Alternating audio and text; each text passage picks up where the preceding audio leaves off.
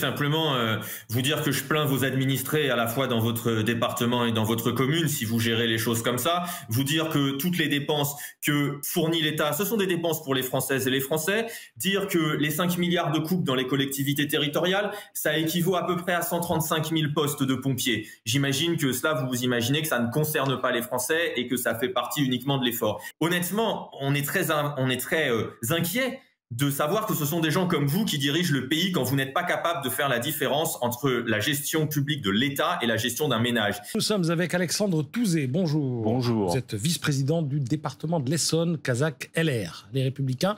Nous sommes également en visioconférence avec Aurélien Lecoq. Bonjour. Bonjour. Vous êtes député LFI, La France Insoumise. Alors, première question, le budget tel qu'il a été présenté là par le projet, tel qu'il a été présenté par François Bayrou, pour vous, peut-il obtenir aujourd'hui une majorité à l'Assemblée nationale en octobre ?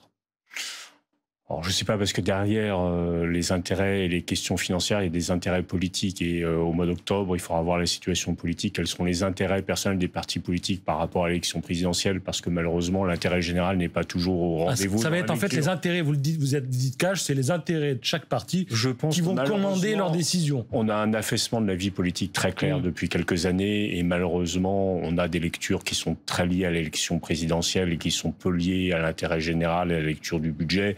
Et on trouvera des partis politiques pour dire que le budget est supportable ou pas supportable en fonction de leur propre intérêt politique. Voilà. Après, je pense qu'il ne faut pas anticiper parce qu'il y a des questions à la fois judiciaires qui vont toucher le RN. Politiquement, est-ce que le rapport entre le PS et le LFI sera selon telle ou telle variable? Donc tout ça, c'est des enjeux en fait politiciens qui vont malheureusement extrêmement peser sur la question de la lecture budgétaire. Aurélien Lecoq, vous allez vous décider avec une approche politicienne ou avec une approche liée à l'intérêt général ? Ce que je peux vous dire, c'est que l'intérêt général et l'intérêt des Françaises et des Français, c'est que ce budget soit rejeté et que la Macronie parte du pouvoir. La réalité, c'est que ce budget est une véritable broyeuse sociale. C'est sans doute le budget le plus violent socialement qu'on nous a présenté depuis très très longtemps. Et puisqu'on veut parler de choses concrètes et de l'intérêt des Français et pas de considérations politiciennes, je vais vous donner quelques exemples. L'année blanche qui est contenue à l'intérieur de ce budget, c'est directement 350 € par an en moins pour les retraités. C'est 100 € en moins pour les salariés. C'est 165 € en moins pour les indépendants. C'est 180 € en moins pour les chômeurs. C'est une véritable catastrophe. C'est aujourd'hui un budget qui va continuer à répandre le malheur, la précarité, la pauvreté dans un pays où l'année dernière, il y a eu 650 000 pauvres supplémentaires, un record depuis que l'on calcule le taux de pauvreté. Nous arrivons à 10 millions de pauvres. Rendez-vous compte que les Françaises et les Français aujourd'hui n'arrivent pas à manger correctement et qu'on décide de diminuer l'ensemble des allocations, l'ensemble des prestations sociales, que l'on va faire des coupes dans l'État qui vont être absolument dramatiques puisque c'est l'équivalent de 50 000 lits supprimés, les coupes qui vont être faites dans l'hôpital, que c'est l'équivalent de 7 300 postes d'enseignants supprimés, les coupes qui vont être faites dans l'éducation nationale, et c'est par exemple l'équivalent de la suppression de 3 fois le budget de l'aide alimentaire, les coupes qui seront faites dans la solidarité. C'est donc un budget qui va provoquer un chaos social inouï face à une population qui ne s'en sort pas. Les gens n'en peuvent plus, les gens galèrent à manger, les gens galèrent à faire leurs courses,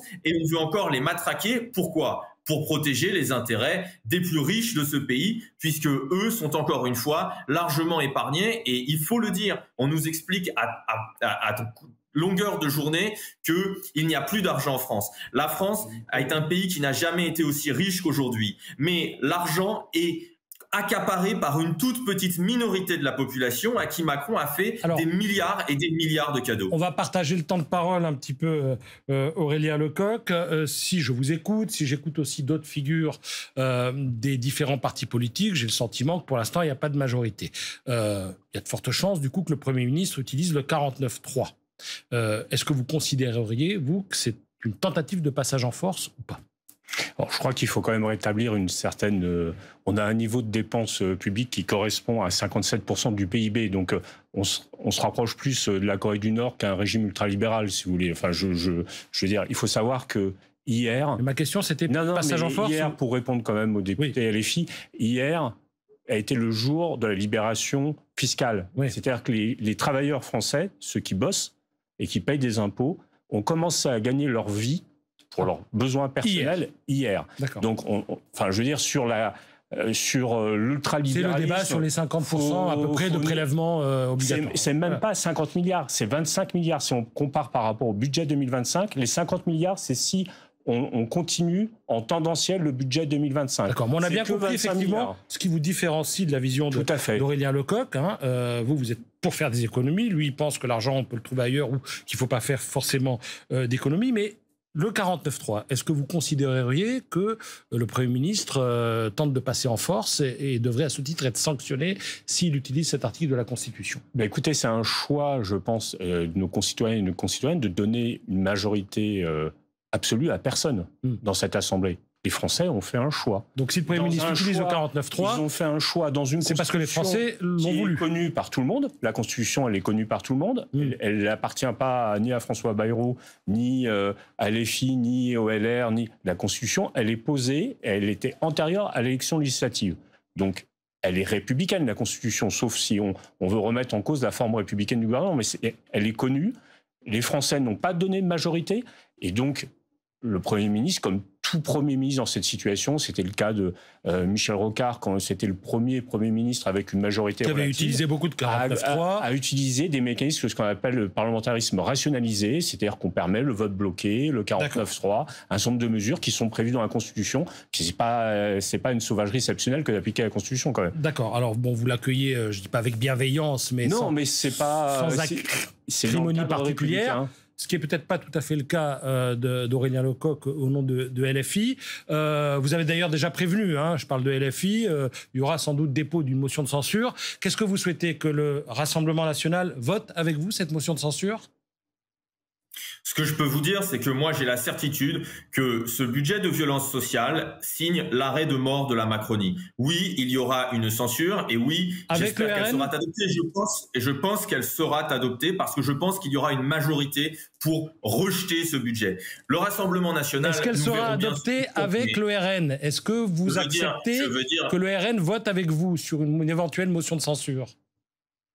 Le Rassemblement national, je vais vous dire clairement, il va être face à sa responsabilité, il va être face à ses électeurs, il les a déjà trahis à 8 reprises. Si on a aujourd'hui un budget d'une telle violence, c'est parce que le Rassemblement national, sur les 8 dernières motions de censure, n'ont pas voté la censure. Le Rassemblement national avait la possibilité de se débarrasser non seulement de M. Bayrou, de Mme Borne, de M. Valls et de toutes les personnes qui composent ce gouvernement, mais avait aussi la possibilité de se débarrasser d'Emmanuel Macron. Mais ils ont également, en la personne de Marine Le Pen, bloqué la destitution du président de la République. Donc, le Rassemblement national sont les premiers hypocrites dans cette histoire. Maintenant, chaque parlementaire va devoir regarder les personnes de sa circonscription, ses électeurs, ses électrices, bien droit dans les yeux au moment où ils vont décider s'ils décident de leur infliger une telle saignée. Parce que tout le monde va être concerné. Et je voudrais dire juste d'un mot pour répondre à ce qu'a dit la personne des Républicains. Puisque visiblement, vous êtes si dérangé par la question de l'impôt. Comment expliquez-vous que dans ce budget, il y a 300 000 personnes de plus qui vont payer des impôts qui n'en payaient pas avant? L'augmentation des impôts généralisée dans ce budget, c'est en moyenne 100 € pour chacun des Françaises et des Français avec le gel de l'impôt sur le revenu. Aurélien Lecoq, vous avez posé une question à Alexandre Touzé. Je vais vous dire très concrètement, moi je suis vice-président d'un département, j'ai fait 250 millions d'économies sur un budget d'1,2 milliard en 2 ans. Et ça correspond à ce que tous les Français vivent. Je veux dire, parce que vous parlez français, moi je suis maire, je suis d'une commune de 1000 habitants, je peux dire que je suis en contact direct, je ne parle pas du haut de l'Assemblée. Tous les Français connaissent ce que c'est que perdre un job dans un couple, ce que connaissent parfois le surendettement. Et donc tous les Français, ils font comme nous dans nos mairies, ils ont un plafond de dépenses, un plafond de recettes, et ils mettent les dépenses en fonction de ce plafond de recettes. On adapte son budget. On a tous connu dans nos familles des gens qui ont perdu leur emploi, qui ont etc. Qu'est-ce qu'ils ont fait? ils n'ont pas agrandi leur maison, ils n'ont pas changé de voiture, ils ne sont pas partis en vacances aux Bahamas. Donc, effort pour tous, c'est ça que vous me dites. Est-ce que l'État, à un moment, je veux dire, sur plusieurs centaines de milliards, on est sur 25 milliards, en fait, si on correspond. Ouais. Je veux dire, tous les foyers font ces économies-là sur leur propre budget.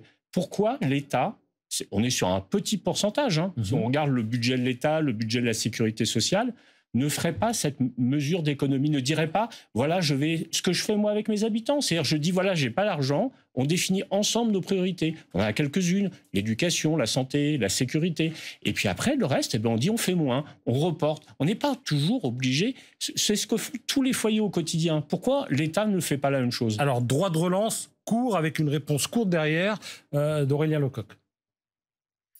Bon, écoutez, simplement vous dire que je plains vos administrés à la fois dans votre département et dans votre commune, si vous gérez les choses comme ça. Vous dire que toutes les dépenses que fournit l'État, ce sont des dépenses pour les Françaises et les Français.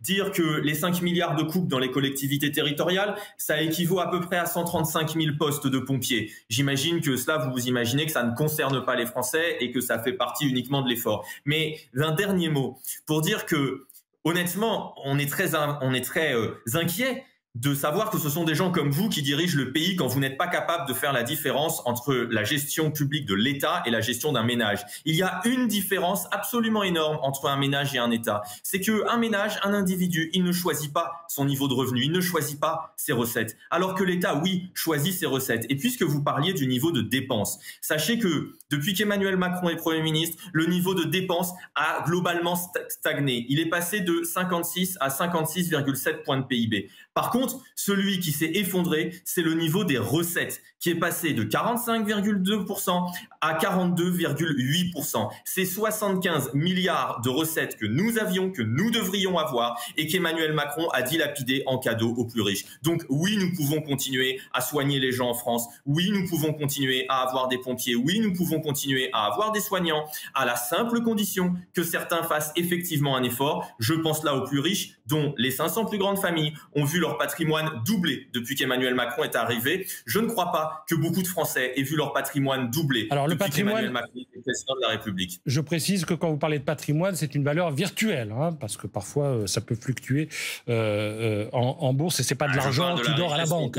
Qui est de 1216 milliards pour les 500 familles c'est pas de l'argent qui ont accumulé 500 milliards de plus. Ce n'est pas de l'argent qui, sonnant et trébuchant, qui dort à la banque. Hein. Mais, non, vous avez raison. Ce sont beaucoup d'actions, de parts d'entreprises sur lesquelles ils se gavent pendant que les salariés de ces mêmes entreprises, eux, travaillent, produisent la richesse et galèrent à payer les fins de mois. Et ce sont ces mêmes salariés qui produisent la richesse qu'il faut désormais faire travailler gratuitement. C'était une parenthèse. Je voulais qu'on reste sur le débat. Alexandre Touzé, vous voulez réagir à ce que vous aviez dit? Oui, 2 points. Déjà, ma relation avec mes administrés, vous savez, je suis très tranquille. Ça fait 3 fois qu'ils me révisent maire. Quand vous aurez le même score, vous reviendrez me faire des leçons. Et le deuxième élément, c'est que, oui, effectivement, je pense que quelqu'un qui travaille, qui donne de son temps, qui prend le RER le matin, il doit toucher son argent avant le 18 juillet. Parce que quand on fait des prélèvements et qui commence à gagner sa vie à partir du 19 juillet, qu'on est le dernier pays d'Europe. C'est-à-dire qu'on a un taux de prélèvement qui fait qu'on est les derniers en Europe à pouvoir travailler pour soi-même, pour sa famille. Je pense que quand on se lève le matin... Nous alentours de 55% de prélèvement, c'est oui. Ça bon. Eh ben, je pense qu'on a envie d'avoir le fruit. Quand on se lève, c'est bien la dépense. Mais je pense aussi dans ce pays-là, on va peut-être pouvoir à un moment favoriser la création de richesses et non pas arrêter de parler de toujours, en fait, diviser en réduisant la création de richesses. Et on arrivera à faire du service public comment ?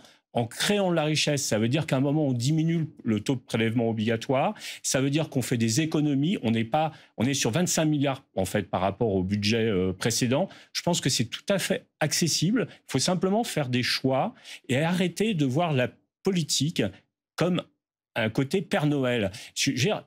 Parfois, la hauteur de vue du politique, c'est de savoir dire oui, je vais pouvoir faire, non, je ne vais pas pouvoir faire, comme dans tous les foyers. Parce que, pardonnez-moi, mais la générosité, c'est pas de transférer à la jeunesse de ce pays un fardeau de dette. C'est la pire chose. On est en train de lui transférer 2 choses, un climat en total dérèglement et une dette qu'il faudra rembourser. Et ça, je trouve que c'est d'une injustice. C'est comme si vous faites vos courses et que vous dites à votre enfant, je vais payer 50% du caddie, et puis les 50%, tu les paieras quand tu auras 25 ans avec les taux d'intérêt. Et bien ça, je ne sais pas faire, parce que ça, c'est être lâche, c'est pas être un homme politique avec de la hauteur de vue.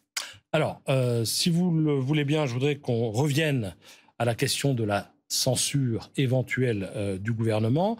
Aurélien Lecoq, LFI entend censurer, mais je le disais tout à l'heure, vous aurez besoin des voix du Rassemblement national. Vous m'avez d'ailleurs pas dit si vous étiez prêt à les accepter. Éventuellement aussi du Parti socialiste. Comment vous comptez vous y prendre pour les convaincre et faire ce bout de chemin avec eux? Et question dans la question, est-ce qu'on peut censurer un budget lorsqu'on n'a pas d'alternative à proposer, ne serait-ce que parce que vous n'êtes pas capable de réunir une majorité? Attendez, je vais vous dire les choses très simplement sur votre première question. Nous avons déposé une motion de censure contre Michel Barnier parce qu'il proposait un budget d'une violence sociale inouïe. Michel Barnier est tombé parce qu'il y avait une majorité et que l'ensemble des groupes d'opposition à l'Assemblée nationale avaient voté cette censure. Donc, de la même manière, cette censure peut passer. Et oui, la question est posée de fait au Rassemblement national qui, je l'ai dit, protège Emmanuel Macron et est devenu d'une certaine manière ses larbins et ses alliés depuis 6 mois. Et évidemment, aux socialistes dont nous formons le vœu qu'ils ne trahissent pas une nouvelle fois leurs électeurs. Est-ce que vous voteriez une motion déposée par le Rassemblement national? Mais nous déposerons notre propre motion de censure. Il n'y a pas de sujet là-dessus. Notre motion de censure sera déposée et cette motion de censure sera adoptée et nous pourrons nous débarrasser de M. Bayrou et de toute sa clique qui aujourd'hui répand le malheur et la misère pour les Français. Vous voulez qu'on vote, que soit votée votre motion de censure, mais pas celle venant d'autres, éventuellement. Mais honnêtement, ce sujet-là n'en est pas un, puisqu'une motion de censure a déjà été votée contre Michel Barnier, qu'il est déjà tombé, et que la même chose peut se reproduire tant la violence sociale est identique et la même. Il n'y a donc vraiment pas de sujet sur cette question-là. Ensuite, il y a un sujet intéressant, qui est celui de dire que se passe-t-il après le vote de la motion de censure et après le naufrage définitif du bateau Bayrou. Eh bien, si elle est adoptée, nous le disons clairement. Il y a une personne dans ce pays qui a une responsabilité majeure. C'est le président de la République. Parce que oui, le président de la République n'a pas respecté le résultat des urnes parce qu'il a perdu les dernières élections, à la fois les législatives et les européennes, qu'il nous nomme des premiers ministres issus de partis qui n'ont à peine atteint les 5% lors de ces élections, qui sont absolument illégitimes pour pouvoir gouverner. Et donc, la question de la responsabilité du président de la République doit être posée. Nous pensons du côté des Insoumis, et nous l'assumons, que le président de la République doit partir, démissionner, être démis et que nous puissions revenir aux urnes, puisque dans une démocratie, lorsqu'il n'y a pas de majorité parlementaire, c'est au peuple, aux citoyennes et aux citoyens de trancher. Nous sommes le 19 juillet 2025 et je vous écoutais attentivement, Aurélien Lecoq, c'est un discours qu'on a entendu, j'allais dire, il y a un an, le 19 juillet 2024. On est revenu au point de départ. Oui, alors à chaque fois, et c'est normal... Parce que c'est la question qui va se poser, s'il y a une censure, c'est le président doit partir. J'aurais peut-être d'un mot en tant qu'élu local dire l'impact. Parce que, et je comprends tout à fait, et c'est le travail des parlementaires d'apprécier le budget, d'être pour, d'être contre. Il y a une différence, c'est par exemple qu'en Allemagne, la motion de censure, elle est constructive. C'est-à-dire que quand vous votez une motion de censure, vous devez vous allier avec un autre parti politique pour proposer une alternative. Là, on voit bien qu'il n'y a pas d'alternative, sauf si LFI nous annonce aujourd'hui qu'il veut gouverner avec le RN. Donc, on est dans un système, un petit, pardonnez-moi l'expression, mais un peu de bordélisation d'AG d'étudiantes, sympathique, mais c'est pas là vraiment à la hauteur du pays. Qu'est-ce qui arrive quand un budget n'est pas adapté? Moi, c'est très concret quand on est au niveau local. On voit bien que l'État, les crédits descendent dans les préfectures très tardivement. Nous, on a des investissements dans les communes qui sont extrêmement retardés. On a eu, nous, les subventions de l'État très tard cette année, c'est-à-dire des crédits qui partent très tardivement, des investissements qui sont très tardivement, et un ralentissement de la croissance. Puisque j'ai la délégation... Vous voulez dire qu'il y aura un coût économique à une éventuelle censure? Parce qu'il y a à la fois le plafond de dépenses, mais aussi au moment où vous investissez. C'est-à-dire que plus vous retardez l'investissement dans l'année, si vous perdez 30 ou 40 000 euros sur un investissement, c'est important. Mais si vous le décalez de 6 mois... Pour l'économie, pour les PME locales, c'est extrêmement important, y compris pour le secteur associatif. J'étais je suis vice-président, entre autres délégué à l'égalité femmes-hommes dans mon conseil départemental. J'étais à l'Assemblée générale d'une grande association qui s'appelle le CEDFF, qui est l'accès en fait aux droits économiques des femmes. Ils ont reçu leur subvention 6 ou 7 mois après le début de l'année. Donc vous avez tout un tissu local, les communes, les départements, les associations, les entreprises qui sont pénalisées par le décalage du budget. En disant ça, je ne dis pas que il ne revient pas aux députés, bien sûr, d'avoir leur appréciation, elle est légitime, ils sont élus pour ça. Mais je pense qu'il faut faire attention à ces motions de censure, j'allais dire successives, qui n'arrivent pas sur un projet politique, parce qu'à un moment, c'est toute l'économie locale, toute l'économie sociale que vous affectez par des retards sur le vote du budget. Alors voilà, c'est l'expression très concrète d'Amer, c'est pas très politique ce que je dis, je me suis peut-être pas au même niveau que monsieur le député, mais il faut faire extrêmement attention à ce que des jeux politiques ne ralentissent pas l'économie française à un moment où, si on veut maintenir les services publics, il ne faut pas toujours plus d'impôts, mais créer plus de richesses et donc soutenir l'investissement des collectivités. Alexandre Touzé, vice-président du département Essonne, Les Républicains, merci. Merci également Aurélien Lecoq, député La France Insoumise, d'avoir participé à cette tranche d'information.